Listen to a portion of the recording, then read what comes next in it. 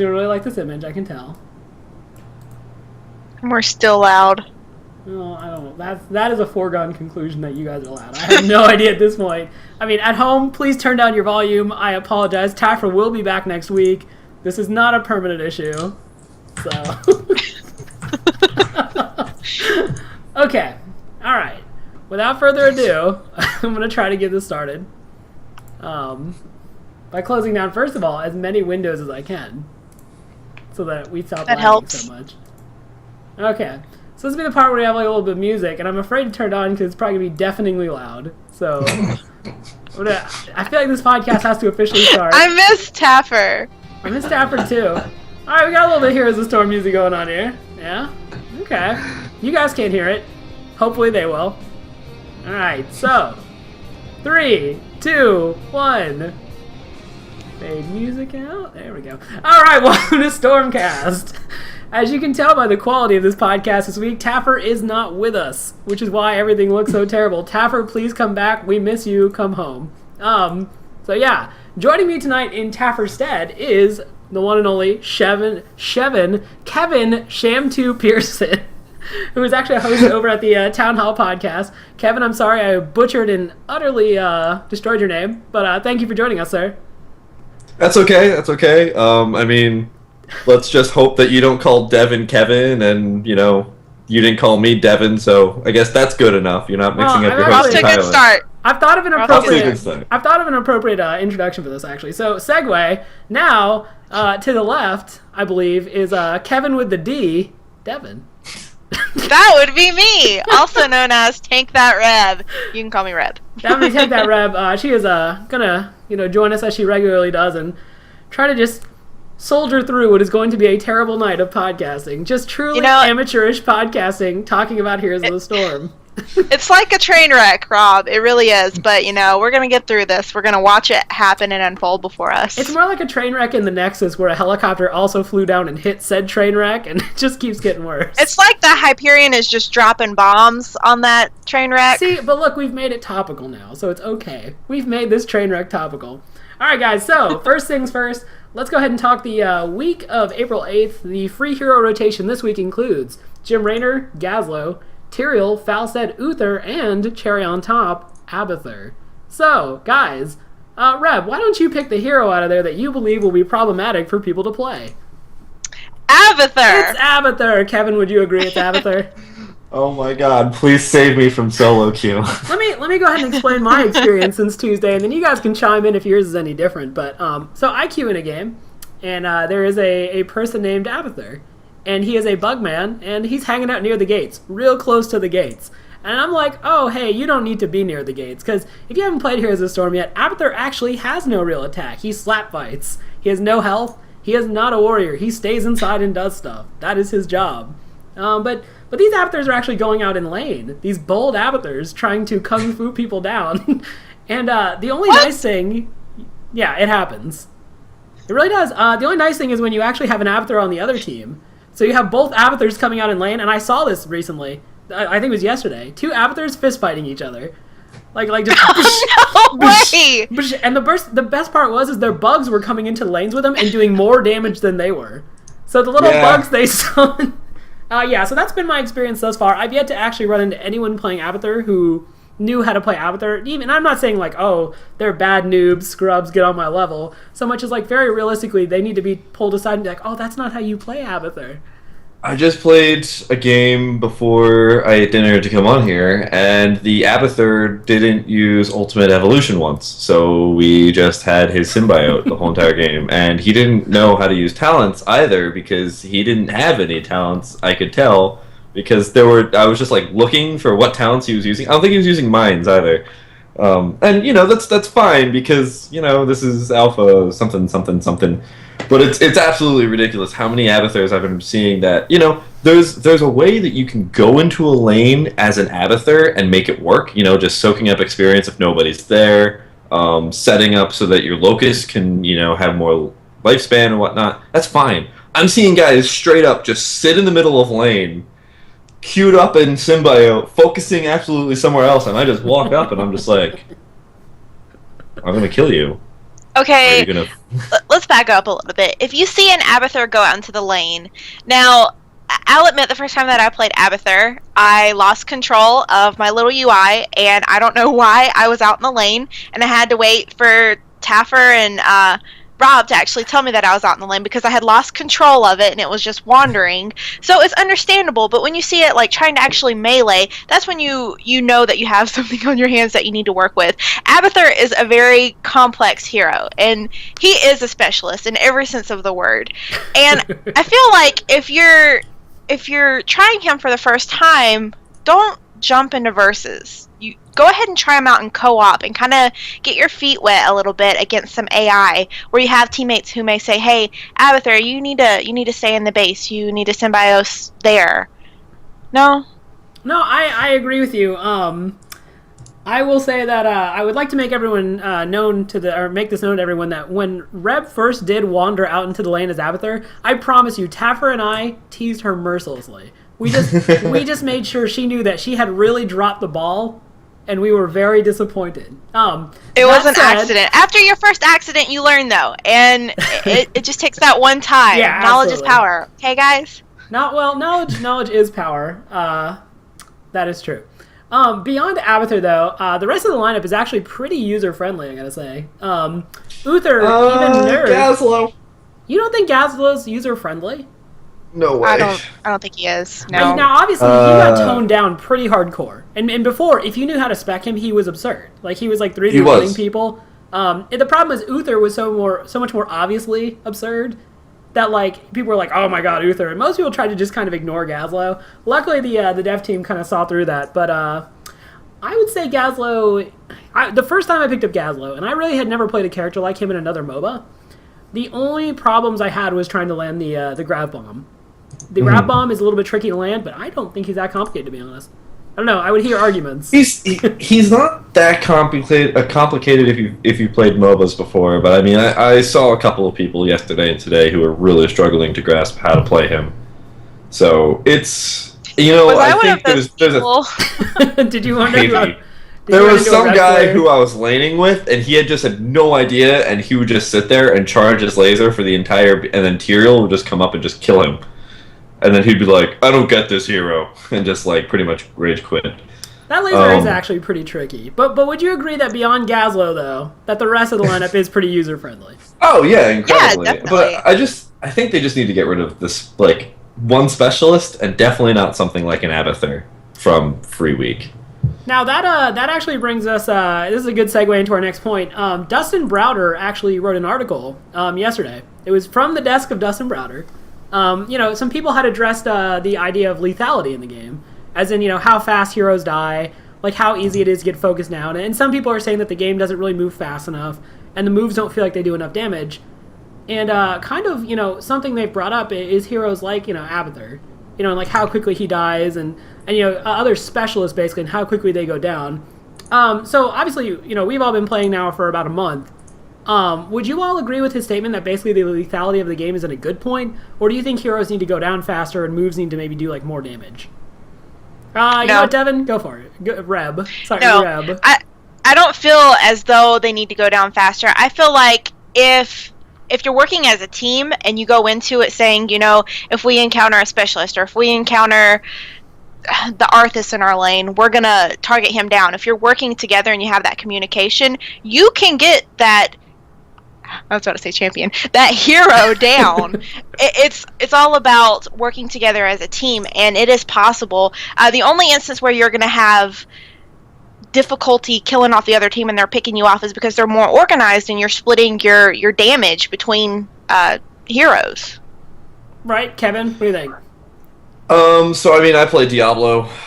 He's my 90% pick hero. I almost said champ too.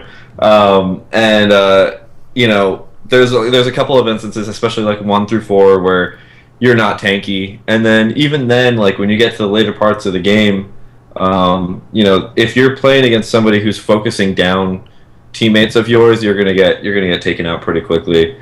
It's not as quickly as other MOBAs, but I think it's something that's needed for heroes because team fights are way more common in Heroes than other games. and you don't want it so that all of your team fights, like in other games, are just over in a second, because that's literally what makes Heroes the game. It's all team fights. So if you're making your team fights last 5 seconds, then that's who your issue is. And that's why I like the fact that team fights last longer, and you have more of a say over them. I also feel like if you're in a situation where you have the other team ganging up on you, I feel like there are multiple multiple heroes that have you have a way to get out of the confrontation. Like, for instance, Vala. I've been loving Vala. I actually purchased her, and she has her Vault ability, and later on you can spec into it having 2 charges to it, so she can just vault right out of the confrontation and get behind a wall and get to safety or get behind a tower. You also have the teleportation talent that heroes can spec into. I feel like there are many different ways to get out of certain confrontations. I think another big thing that's kind of different, and this is something I was kind of realizing as I was really reading the post. Kevin kind of hit on this too, but obviously the game is super team fight oriented. But I think the result of that is we actually kind of lack an entire class of heroes. It's really a staple to most of the other MOBA scene, which is the solo mid-gank character, so to speak. Like, your Pudges, your Devourers, basically that hero whose sole job is to get super leveled and then combo their moves and kill somebody. Like, we realistically, like, we do have some heroes that can pop up, and if the situation's right, they can kill someone, but they don't really steamroll out of control to just killing you. And I realize that because I've been playing a lot of Stitches lately, and while I enjoy Stitches, it's kind of one of those things where, he's never going to be Pudge to me. Like, Pudge just gets on top of someone, turns on Rot, and just murders them, like, at past level 6. Stitches can chase people down, and I love Stitches. He is my favorite character in the game right now, but that's just not what he does. And I think people are seeing that lack of character, to put it, I obviously did not play anywhere near as much League of Legends as you guys, but, I'm trying to think of an Annie, for example. Annie does a lot of burst damage from what I remember. She just kind of gets on top of you and kills you. There, thus far, is not really that type of character in the game. Like, there's no character that pops up, combos 3 lasers, and kills you. Right. There's no champion that pops their QWERTY cooldowns. Can we TM that? QWERTY? QWERTY. All right, we're going to TM QWERTY. So... but yeah, I think as we start seeing more heroes, we'll start to kind of see, because right now it feels like most of what's in the game are kind of like the essentials for a MOBA. If you look at the heroes right now, there are some radically different ones, like Abathur, obviously, who's totally different. I would say Siege Tank is also pretty different, but you have a lot of your really core concept heroes that kind of have to be there to make the game happen. So I think as it goes on, we're going to start seeing more heroes that actually, are a little burstier, and maybe the lifespan of other heroes will kind of go down as a result. Speaking of which, so tomorrow, PAX East, 4 new heroes are going to be announced. Obviously, if you've been kind of following data mining, because it's just a world we live in, we've seen characters like Brightwing has been data mined, and Brightwing was apparently very close to release. Cho'Gall, we've seen Sylvanas, Thrall. So those are some of the heroes that, personally, I'm ballparking. I think are going to be the ones we hear about tomorrow. I really hope it's other ones because I think Cho'Gall's boring. I love Brightwing because I just love fairy dragons and Hearthstone. Sylvanas and Thrall are awesome. But yeah, do you guys kind of have a list of heroes you're hoping to see, Reb? Oh gosh, I wouldn't even know. This kind of goes along with having played a little bit too much Diablo 3 lately. Malthael. Oh my gosh. I kind of have a crush on him. Is that weird? I mean, you have a crush on Arthas, too, so I think you just like evil men in power. Arthas kind of disappointed me, so I feel like Blizzard could really redeem that fan base of women who is very attractive to the evil characters. I think he could really come out with them scythes and just steal my heart. I gotta say, I'm pretty sure Arthas is going to be revealed to have been the April Fool's joke of Heroes of the Storm. We're really sorry that we released Arthas out into the alpha. We apologize deeply, and we hope that you enjoyed our joke. One day when they fix him in the way I keep recommending, which is to give him a move speed within his own Path of Frost, they're just going to do that, and he's going to be a really good hero, and Blizzard's actually going to handwrite me an apology, and just be like, Robert, we should have listened to you. I mean... Just not to really get into a giant balance discussion about Arthas, but I think the biggest thing is just that his trait has no bearing on the rest of his kit and makes no sense as the fact that it's a lore skill. It's purely a lore skill, and this goes back to the dev process, Kevin. Not to get into a huge discussion on Blizzard design, period. But like we back when Anduin Rin first when Hearthstone first came out and Anduin Rin's power of healing, everyone was like, well, this doesn't really like lend itself to any overarching strategy, and it really doesn't seem like it fits there. And Team 5 was kind of like, well, he's a healer. Why wouldn't he have a healing ability? And that's kind of how I feel with Arthas. Like, he's the Lich King. Why wouldn't he have Frostmourne? Why would Frostmourne not hunger? And they're like looking at me like, does Frostmourne ever not hunger, Rob? Do you remember that in the game? Because I don't. So yeah, I think once that's definitely an interesting point though, because I agree. Yeah. Like you look at a lot of heroes and like, for example, Stitches is a little cloud. Stitches is constantly in the middle of a fight. He's constantly getting hit. So the little gas cloud he does, while the damage is not huge, it does stack up over time. But back to the original point, Kevin, are there what 4 heroes would you like to see tomorrow? I want Gul'dan. These are the 4 heroes that I think they're going to release tomorrow. I think I have a pretty good idea of who they are going to release. Right. But here are the 4 that I really want to see in the coming months, years that this game comes out. Gul'dan, because I want my Warlock, because I was a Warlock in World of Warcraft, and I want the ability to summon down freaking Infernal down onto the field. That's just going to tear everybody apart. That would be and awesome.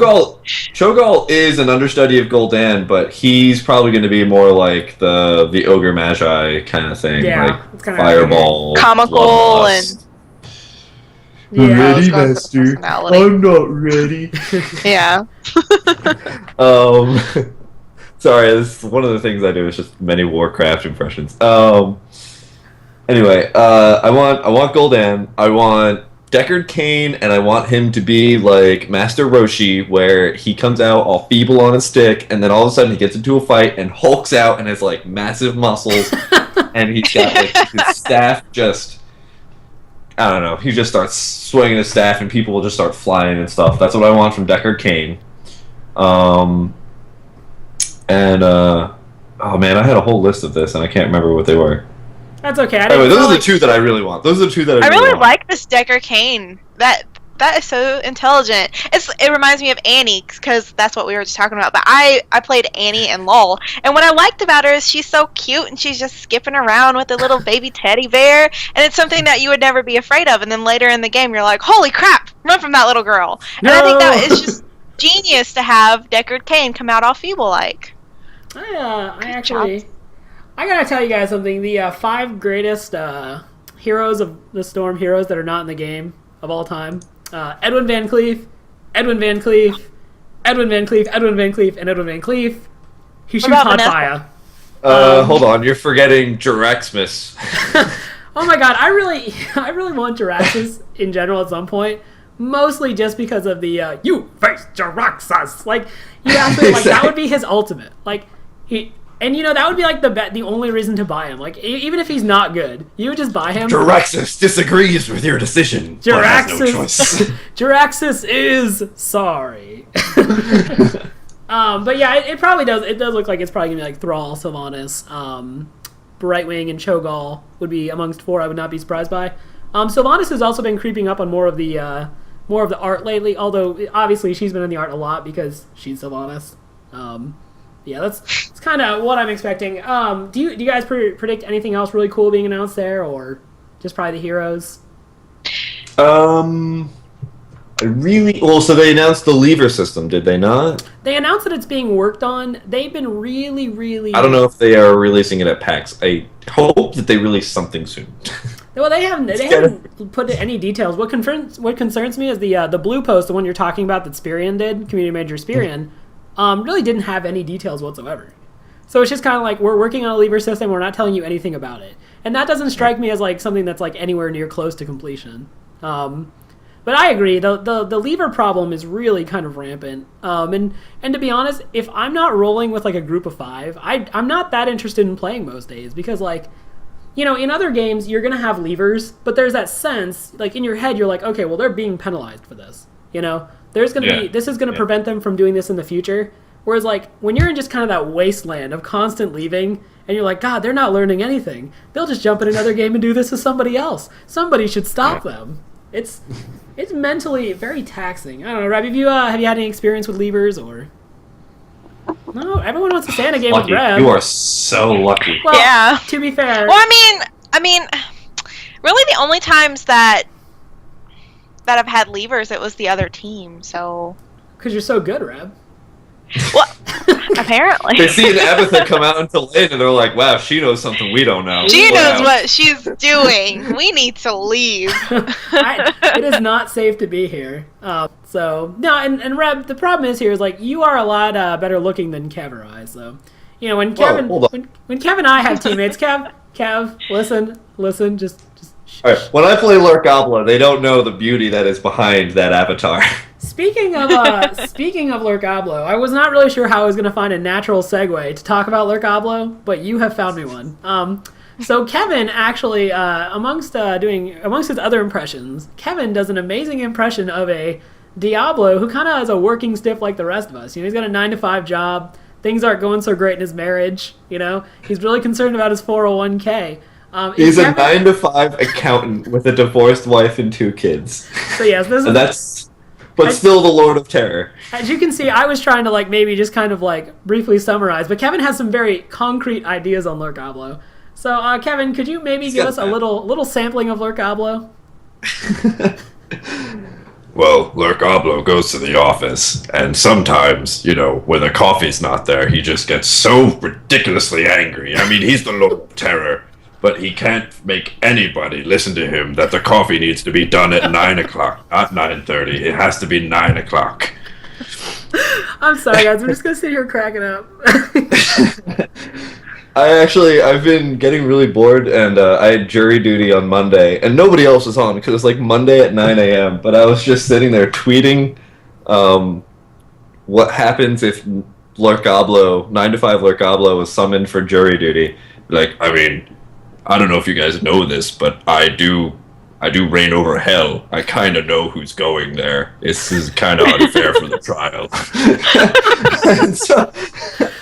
And this was just what I was doing. I was just tweeting to myself. Basically, it was just like a one-sided conversation, and I was just putting 9-to-5 Lurkablo jury duty. If only you could put like an actual voice on your tweets, because whenever I see your Lurkablo tweets, because I've played with Kevin, and Kevin will often just kind of serenade me with Lurkablo, and it's really hard to play because I'm just laughing the whole time. But I feel like people on Twitter are not getting the full thing. At some point, we're gonna have to get an actual Lurkablo interview with just an image. We need we need an animator to have I just need the Lurkablo skin in a ripped up white T-shirt and a black tie, and because he tried to put it on, but obviously he's got all these horns and spikes and whatnot, so it doesn't fit.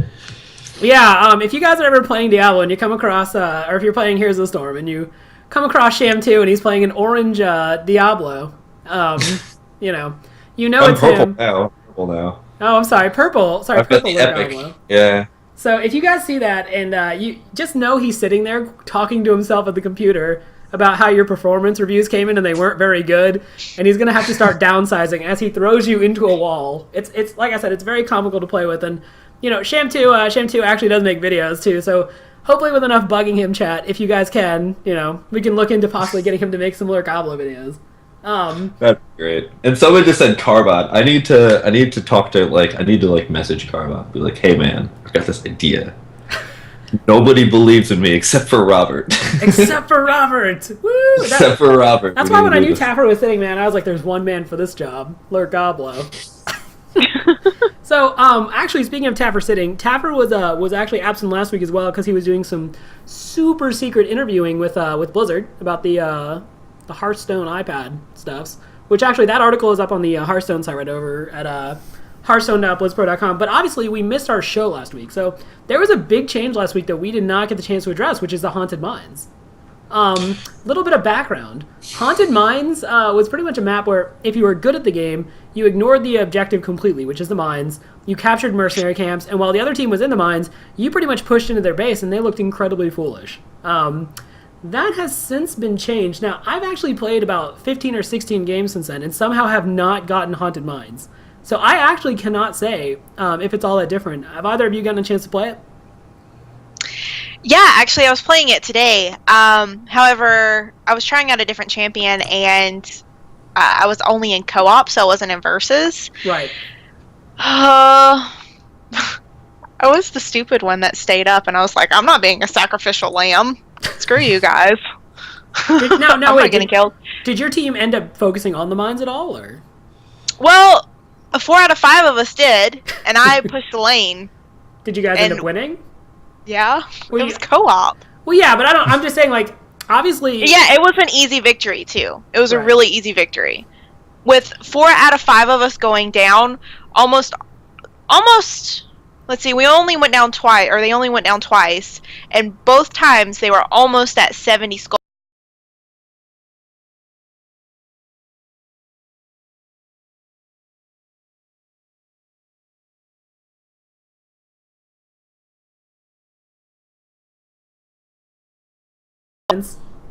Yeah, Squishy, if you guys don't know him, he plays with Idra a lot.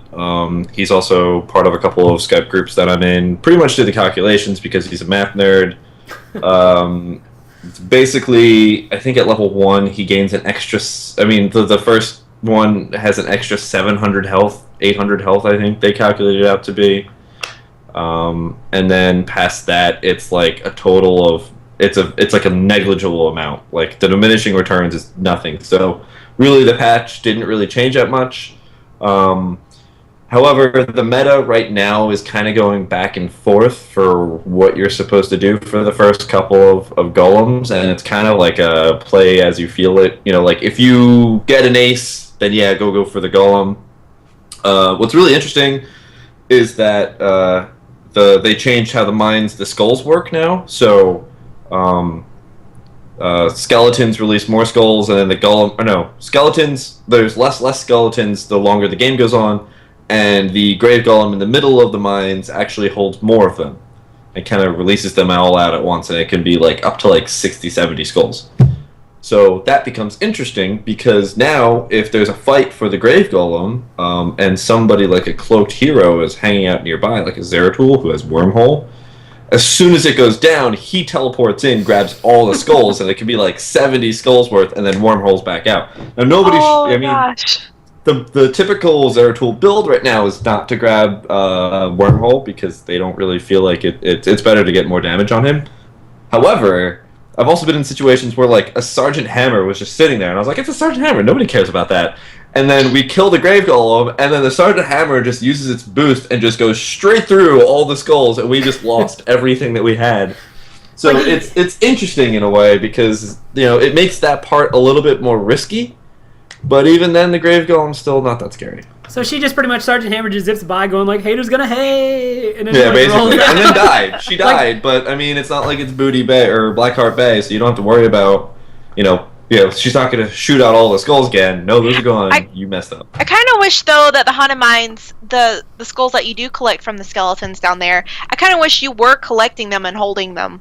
Because it's like, why chase one of the enemy heroes to go track them down if they're not going to give you some return on that? It's like, I'm just wasting my time. I could go to a different lane of the mine and go get my own skulls and meet up with my teammates. That kind of goes back to some of the core debates that the game that were had about the game kind of in the beginning, which is that, like, it doesn't really feel like in general that getting kills is very rewarding. And this, I agree with you in that respect. Like, usually in the Haunted Mines, in my experience, it's just kind of like, if someone's going to go off and I can get more skulls just wandering away and leaving them alone, then usually, like, that's the way you want to do it, or you want to send, like, maybe one person to kind of harass them from cleanly getting skulls. I think with Haunted Mines, though, and before the game actually started, I theorized that would be the map that there was the most room for counterplay. And I think initially there wasn't, because really all you did was get mercenaries and push the lane. But I think now with the changes they've seen and some of the people I've talked to, like I said, I haven't tried it out yet, but at least seems like there's a little bit more, like, you can kind of play it by ear. So, like, different hero builds might actually, like you were talking about, Wormhole on Zeratul, the boost on Sergeant Hammer, like, these things might actually make sense on that map based on the strategy. It's, you can go for the mines, you can go for the mercenaries, and ideally I think that's kind of what they want to create, is a situation where, like, one person, plays a hand, and then the other team gets a chance to pretty much answer it with their own strategy. And I don't know that it's there yet, but it sounds like it did improve it at least a little bit. So, I know I'm excited to actually get in there again if RNG will ever let me in. Which it sucks, because back in the day it would always let me in. I just kept getting haunted minds, and I was like, God, why? It seems like maps go into like a weird rotation where some days they just want to get like a ridiculous amount of data on some maps, and they're just so you just played that map like 18 times in a row. Because I know that's been happening for a couple of days when I'll work on or when I'll play on the weekends or something. You just sit there and you keep queuing up, and it's Black Arbay, Black Arbay, Black Arbay, Black Arbay, Cursed Hollow, Black Arbay, Black Arbay. Right. So you just got to hit the right days. But now it seems a lot more diverse. I'm hitting all 4 or 5 of them, 4 of the maps. All 5 of them, Kevin. How are you doing this? 4 or 5. I can't count, man. I'm like the worst Kevin, engineer there is. Kevin, you're just a wizard. You've got a whole other map you don't want to tell us about. Wizards don't use math. That's fair. I mean, why would they do that? Okay, so new little thing here, and Kevin, since you're here, this is going to be new regardless. But for everybody else, I kind of want to take a look. I want to pick one class of hero real fast. So for this time, it's going to be assassin. I want to go around and kind of talk like what our favorite assassins are here. I'm going to go ahead and let Kevin start because I've been letting Red start the whole time. Kevin, what is your favorite assassin? And Diablo's not an answer because obviously he's not an assassin, regardless of how much you like him. Okay, so this is weird. I have 2 really weird answers for this because I don't really like most of the standard assassins. I mean, if I had to pick anybody who's labeled an assassin, I don't like labels. No, it would be Tychus. I really like Tychus. Damn it, that was my answer. The segment's over. Sorry, go ahead. But my weird answers are I play Barbarian in an assassin way, where I build her completely focusing on her W. Which is that the slam ability? Yes. Yeah, I call it Space Jam. And she does. Everybody get up! It's time to jam now. Exactly. Wow, you do that surprisingly well. Reb is a woman of many talents. Come on in. Yeah. Anyway, so that's what I yell when I'm playing Barbarian, and so the great thing about that build is when you get all the abilities up, you start to do about 600 damage every 1.5 seconds. And it's also AoE, so you can like clear creep waves in like a second. You can take out towers and everything. And I don't get the I get the Wrath. Right. Yeah, that doesn't actually have it's not called whatever the heck it's actually called. It's called So yeah, I get Wrath as well, and it's a really strong build, does a lot of damage. And then the other assassin, sorry to just take up all your time. The other assassin is Sergeant Hammer. And how I play her is I go for all of her boosts to her basic attack range, basic attack damage, and her trait damage. Right. And I get Napalm Strike. And I just play her like the sniper that Nova should have been. Because at max range, you outrange towers with your just basic attack. Not even siege, never siege. Just sit around and basic attack things. And use your mines and your W to zone people out and keep them away, because her trait, obviously, if you've played her, is the farther away, the more damage you do. And at max range, you outrange turrets, so you can kind of get an idea of how long her range is. It's pretty much like a screen with just her basic attack. She's one of those heroes too, where it feels like it depends each game. Because I played against Sergeant Hammers that are miserable, and they are literally just there to feed me kills. And then I played against Sergeant Hammers who just do so much damage, and like I've yet to actually play her once. Like I'm just not really interested in her, so I don't really understand the intricacies, but it definitely seems like it's like really heads or tails. So the first couple of levels, she's really weak when you're going for this build.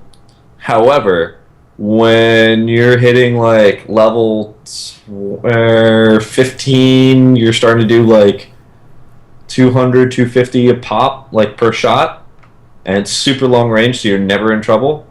And then by level 20, when you get your advanced Napalm Strike, first off, you can shoot that super far, and that's doing 600 damage, and it's on like a 3-second cooldown, just to make sure.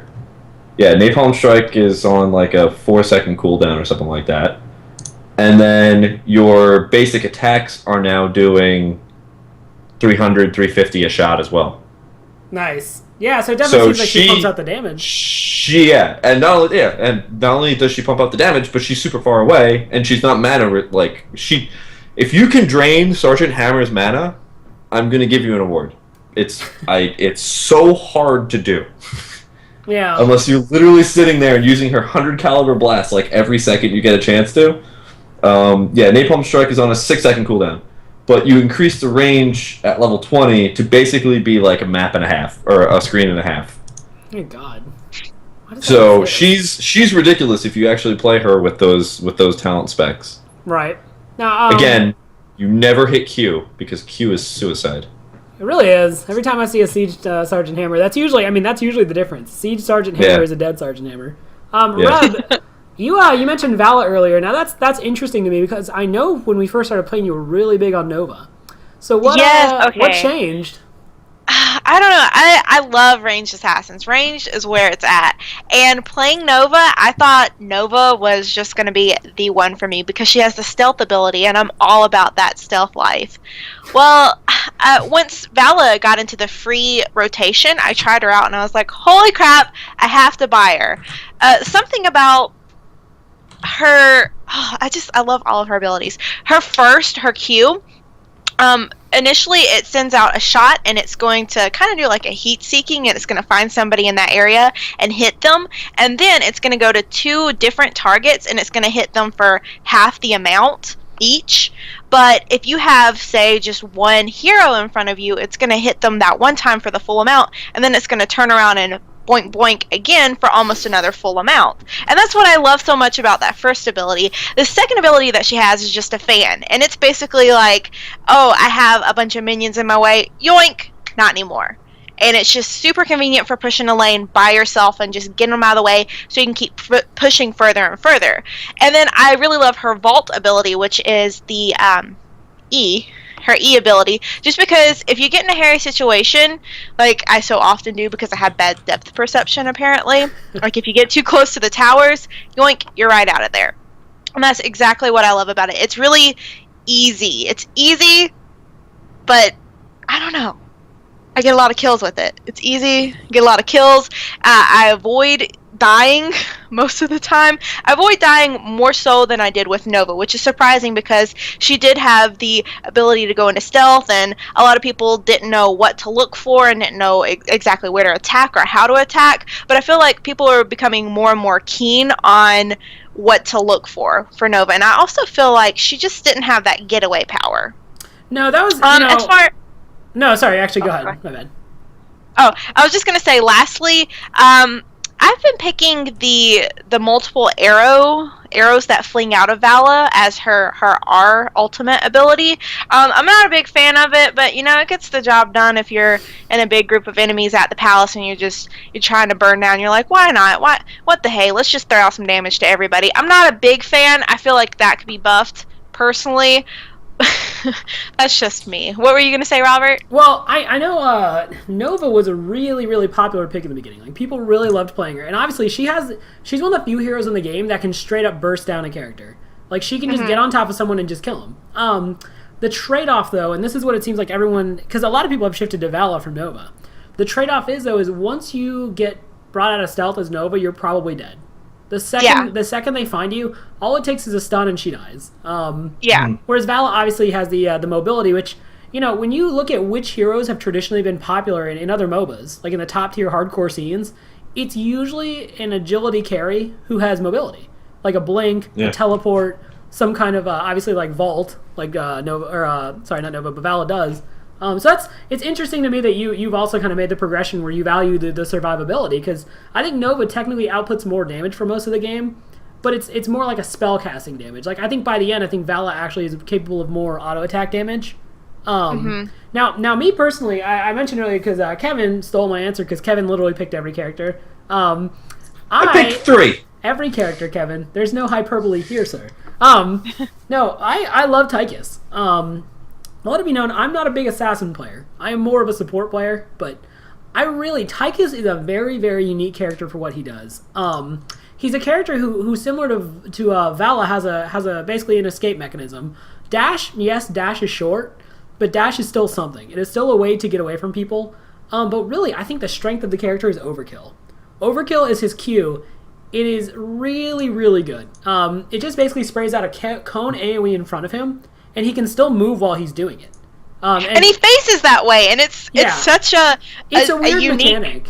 It's a weird mechanic. It takes some getting used to, but like if you talent into his Overkill, to slow people down, to have it do more damage, like that's the build I go. I actually put up a build on the website, my run and gun Tychus Finlay guide, which is basically just based around buffing Overkill. But beyond Overkill, he has the grenade, which is actually an impressive initiating ability for an assassin. Like, he can actually, if he tosses the grenade right, Kevin, I'm sure you can attest to this, he can basically bounce someone back into the fight. And it's really good for picking up, like, the Malfurions of the world, the Tyrandas, like, really supports who can't afford that kind of pressure. And then his ultimate, I used to be really big on the Mac, not so much anymore. I really kind of like the drill.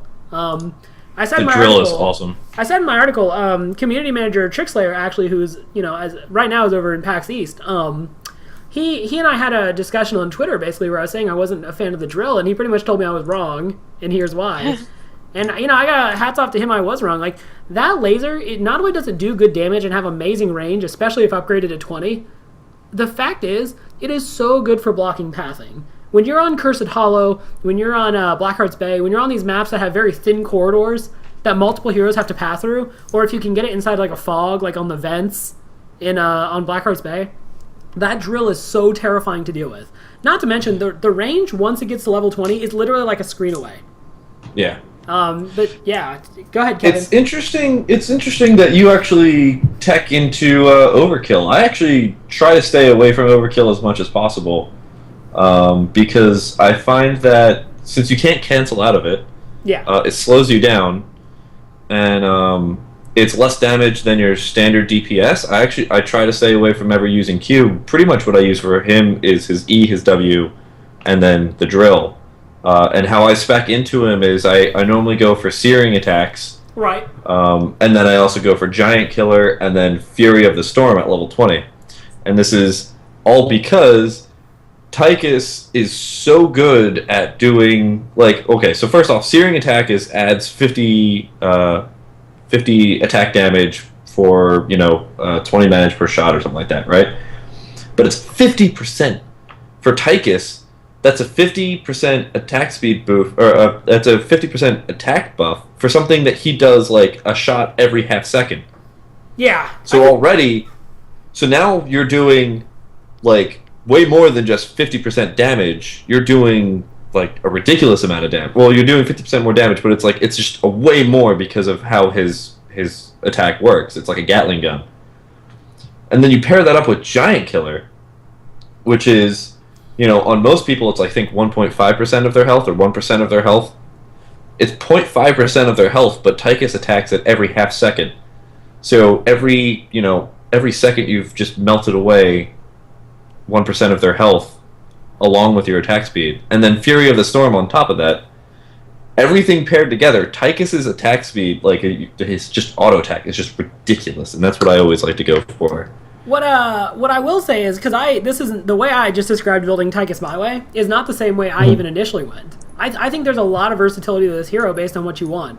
What I like about Overkill is, yes, it does reduce your attack speed, and yeah, you can't cancel out of it, which I'm kind of hoping they put in. I think if you could cancel into it, that ability would just, I wouldn't think it'd be overpowered, but I really would like where it would be. I value the ability to move around in a fight. If you pick your spot right, and you put the slow on Overkill, especially around, like, I think it's 14 when you get the Lead Rain talent as Tychus, you can really just kind of kite people around. And Tychus is such a high priority target. So what I usually do is drop the drill first in kind of an obscure place if I can. Kind of underground, a little hipstery place for it that no one's ever heard of before. And then I pretty much just Overkill kite people around through that. Is it a craft drill? It is definitely a craft drill. Yeah, and that's kind of bringing it around, though, to what kind of what you're talking about there with the different builds. That's what I like about Tychus. I think he's very versatile. I think no game is ever really the same how it plays out. He's incredibly versatile. And I've also been going for specking for Melting Point because in the very early beginning stage of the game where it adds just like a flat DPS for the next 10 seconds, or flat damage over time. Yeah, it's like 300 damage, I think, at level 4 no, or 5. it is a really good pushing tool. Holy crap! Like for especially if you're going for a team that's more kind of wants to push early but still have some bite late game. I really like that talent. I think Melting Point is very solid. But like when you look at Tychus versus a character like say Tyrael, which I think Tyrael, in my opinion, only has 1 or 2 correct builds. Tychus is like you could really adjust him to the situation. Like you could really look at the team comp and really build a couple different things, which is ultimately, since there are no items in Heroes of the Storm, that's really kind of what you want. I'm gonna go ahead and bring us. I'm gonna do one more topic before we end out the show here. We started a little bit late, so we're gonna run a little bit late as a result. But the other day, Idra, obviously big time Brood War player. Man of certain words. But Idra's actually a really good guy. I've played with him. Just a really decent human being, actually. But he was on Idra. I say things how I want to. It's Hearthstone. No, but Hearthstone. In Italy, it's Hearthstone. So what I wanna say though is he actually got on Twitter the other day, and he kind of asked like people who are following him, which is a lot of people. I think it's like however many thousands of thousands. But he got out and he asked them. He was like, "Hey, so I noticed there hasn't been a lot of interest in watching Heroes of the Storm streams. Like it seems like people are just not nearly as interested. Like, is it the quality of the stream? Is it that I'm not playing with groups? What's going on here?" And I actually kind of sat down and I looked at those responses because I will definitely say there has been a real lack of interest, it seems like, from people not in the alpha of watching streams. And I'm kind of curious as to why, because Heroes of the Storm, while definitely not necessarily polished all the way to where it needs to be to go full release, it's I have fun playing the game. Like whenever I jump into a game, assuming it's not populated by leavers, I have a lot of fun with it. But yeah, it seemed like some of the people were basically saying like, there's not enough heroes to where like it seems like people pick 1 or 2 heroes and they play them over and over. Kevin, you and I are obviously guilty of this, of playing the same heroes over and over. And I kind of understand that. Like, why would you? It's not appealing to watch the same heroes over and over, especially when you have your free hero pool, and then you have certain streamers who only kind of play 1 or 2 heroes, and there's that. And my theory too. Obviously they're doing the alpha through opt-in, so they pretty much choose your account and you get an email and it's like, hey, come play with us. Whereas like in Hearthstone, you had beta keys where, if you sat in a streamer's stream and maybe you got a hold of a beta key, you could go plug it in and just start playing. Because right now it just feels like, you just kind of wait till Tuesday, see if you get in. Okay, I didn't get in. I'm going to go play League of Legends or something. Do you guys think that, my question I guess going into all this is, do you guys think that the lack of beta keys, like the lack of ability to like have power in basically getting your own beta key, do you think that's a turnoff for people to really getting too invested in the culture yet? Or 100%. Right, 100%. If you remember the Hearthstone beta keys, gosh, that went on for months. That was just utter mayhem and utter craziness. If you had any sort of inkling towards any sort of relationship to a fan site, a podcast, a YouTube, any inkling, if you had a YouTube with 3 followers, you were getting requested beta keys from. Right. It was ridiculous. And I feel like since people don't feel that they have the opportunity now, like why, like you said, why get invested in it too soon? And besides, I know beta is testing too, but alpha is like, it's still in creation. It's still being created. There's still stuff that's not on our table yet. Why even try it out? Yeah. Full course meal's not there. You have your green beans, but you don't have your mashed potatoes or your steak yet. Well, I would say right now I feel like I have steak and green beans, but I don't have mashed potatoes, would be my assessment. Because obviously I'm Irish. I love potatoes. Kevin, what do you think? To be quite honest, I really don't think that Blizzard released Heroes of the Storm's alpha thinking that this will be like the starting point, and from this, it's going to be just a ride up. I think what they wanted to do is they wanted to get the official feedback from a lot of people. They wanted to just get the testing out. They wanted to get as many people interested as possible, etc.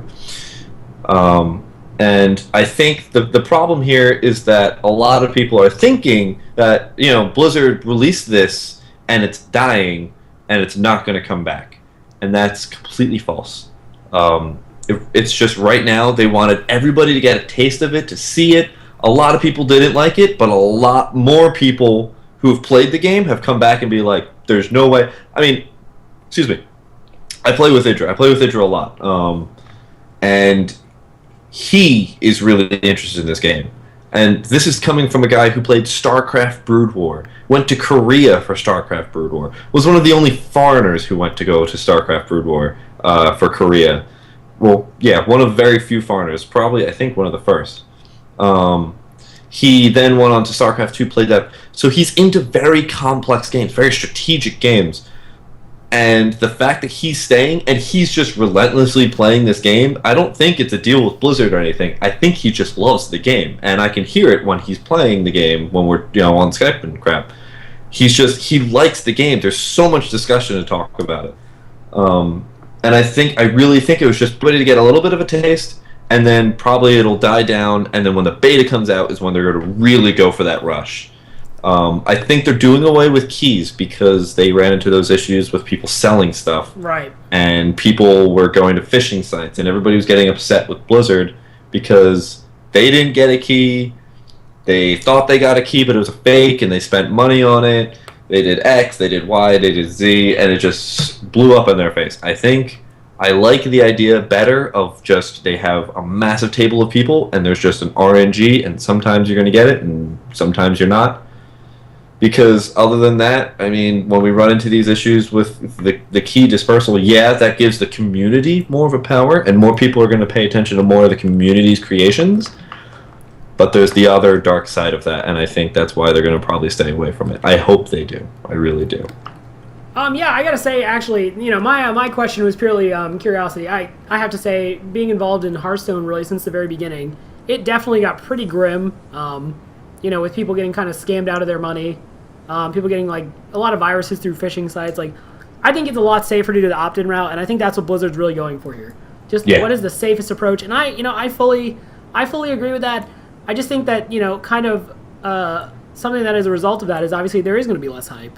People feel less in control of getting their own beta keys, and I think it's a good trade-off. You choose safety over unbridled hype. And I'm not saying Hearthstone did that because obviously Hearthstone was a big learning experience for them.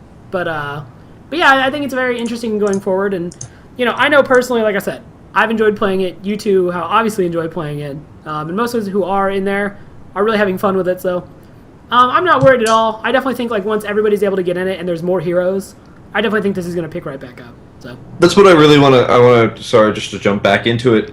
The one thing that I really do think is that a lot of people who don't like the game right now, and I mean, granted, this is like 99.5% of the population right now. Anybody who's interested, anybody who's even remotely seen it, obviously hasn't played it.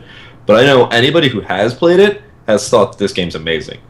And there's like from co-op mode to versus to everything. There's people who just we've picked it up in alpha and we're playing through the bugs. We're playing through everything. I mean, you look at ESO's launch and it's just riddled with bugs. So is the alpha. The alpha's got a ton of bugs. People run into things all the time. The animations are glitchy, things break, etc. Graphics are broken. People just disconnect all the time for no random reason. It's just it's an alpha. It's to expect. But I haven't seen a drop in the amount of players at all. I mean, Christ, we're still seeing like Guardsman Bob is playing. Guardsman Bob, who's probably taking a massive viewer loss to play this game right now, is still playing this game. That's what it says to me. And I think as soon as more people start to play it, and because it's a free to play, it's gonna take off. It's gonna take off really well. I pretty much agree with everything you've said there. And I know personally what I'm really waiting for, and this won't be for a while. Once we get into ranked mode, though. And I can go, play with people who I believe are at the level I'm at, whatever skill level I believe I'm at. I'm super excited for that. I love MMR. I love playing against other high tier teams. I love measures being in place to keep people from leaving. And I know, obviously, if you've been watching me, I've been streaming a lot of Hearthstone lately. More because my computer does a better job running it than Heroes of the Storm. But also just because, right now, I've played a bunch of it. And until you give me MMR, until you give me, something to play for, admittedly, my interest is not as high. That said, I still play about 2 to 3 games a day. I've been hopping on with Will Dills lately and Mike Metcalf, and we've been having a lot of fun with that. So, I definitely think the future looks very bright for it. But anyway, guys, we have run a little bit over. But, aside from the technical issues, I think it was a good show and how close we are on everybody's face. So, let me go ahead and, Reb, obviously you're here every week, but if people want to find you, where can they do that? They can find me on Twitter at TankThatReb. All right. Kevin, thanks a bunch for joining us. I would say My I would pleasure. wish you were here more often, but honestly, that would mean that I'm still running the recording side of things, and we don't want that. So, Kevin, never come back. But, Kevin, if people want to find you, where can they find you? They can find me at Sham2 on Twitter. I also am part of Town Hall, as we mentioned before, so you can find that on Twitter at Town Hall Show. I think we only have like 29 followers, so don't worry about it. But past that, really just follow my Twitter, and you'll be able to hear my incessant tweeting about it, or just pay attention to the subreddit for Heroes of the Storm. What night does Town Hall air? That's probably a good one. Tuesdays at 9 o'clock p.m. 9 o'clock p.m. Seriously, guys, there's a lot of just we as a community kind of know each other all pretty well, and there are a lot of great Heroes of the Storm podcasts. So definitely do yourself a favor and check those out. Check out Town Hall. Be sure to follow Sham2 on Twitter. Tank that Reb. I am at obviously Robert A. Wing. You can find me tweeting entirely too much. You will wish you had found a way to not follow me ever. But obviously I'm there. You can follow us on Bliss Pro. This particular show at Stormwatch at BP. We're going to be doing this for probably way longer than you want. So, guys, thank you all for joining us. This is where, if Taffer were here, there'd be music. There won't be. But we're going to go ahead in a second here and just switch over to After Hours. So, guys, thank you for listening.